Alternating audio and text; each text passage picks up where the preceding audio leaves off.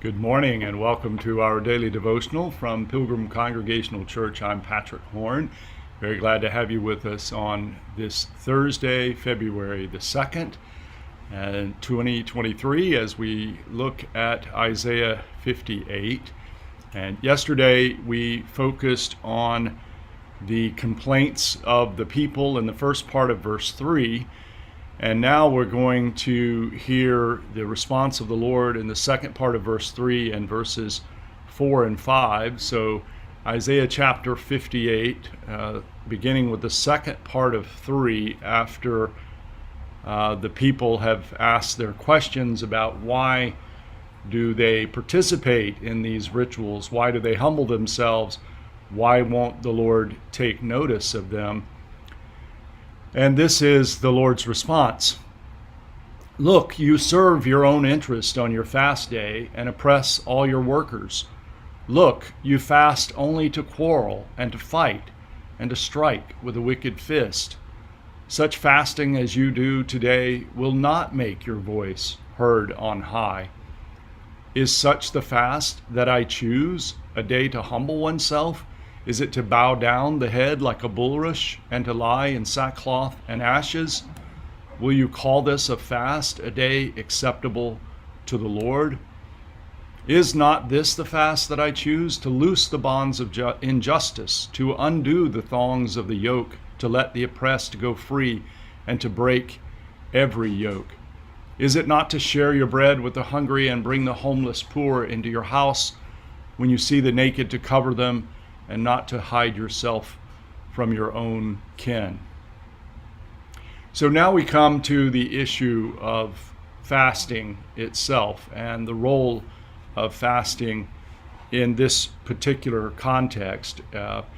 This issue was discussed. Remember, the context here is probably after the return from exile in Babylon. In Zechariah, we have discussion in chapter 7 and 8 about the fasting that was taking place in exile.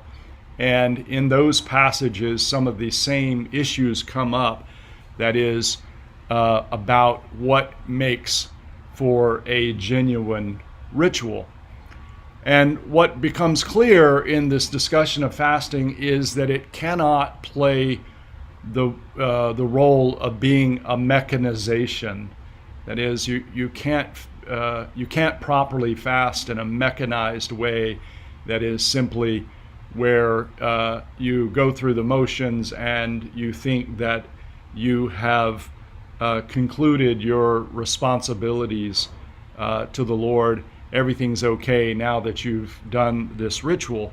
In fact, what becomes clear is that the ritual of fasting is integrated with how one lives in response, how one lives after you've done the ritual.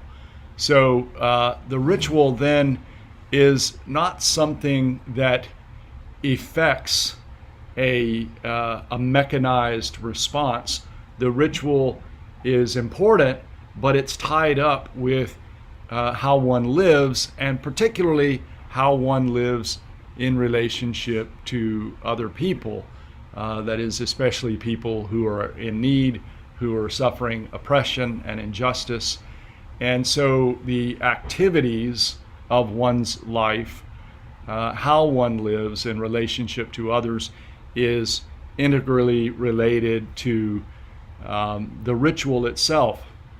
And so fasting is, of course, fasting is a fine sort of ritual to participate in. But if it's going to be taken up seriously, then it has to come in connection with how you live in relationship to those who are in need. Let's close with this word of prayer from W.E. Orchard. O God, we have heard of thee with the hearing of the ear, but we want to know thee for ourselves. We touch the outskirts of thy presence, but we desire to see thee face to face. We believe thou art guiding our lives, but we want to feel thy hand. But how purely we must love the truth if we are ever to know thee, and it is this that makes us fear we never may. Despite all our earnestness and bravery, we are fearful lest the truth should overturn some beloved and sheltering lie. We are curious to know the hidden truth of things, but we dread to learn the truth about ourselves. How deeply we must hunger after righteousness if we would see thy kingdom come. We long for righteousness, but mostly in those who have wronged us and in the ordering of things without. If it should mean a reformation of our lives, some great renunciation of ourselves, we fear our love for righteousness might never stand the strain. We remember that to love thee, we must love our brother and sister also, and this we were prepared to do till someone we despised or hated crossed our path, and then what seemed the easy way to thee became impossible.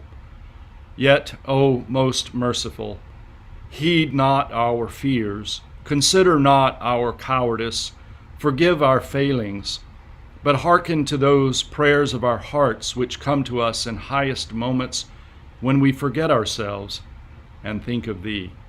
Amen. Thank you very much for joining us this morning from Pilgrim Congregational Church. I'm Patrick Horn, and I hope you have a very good day. Goodbye.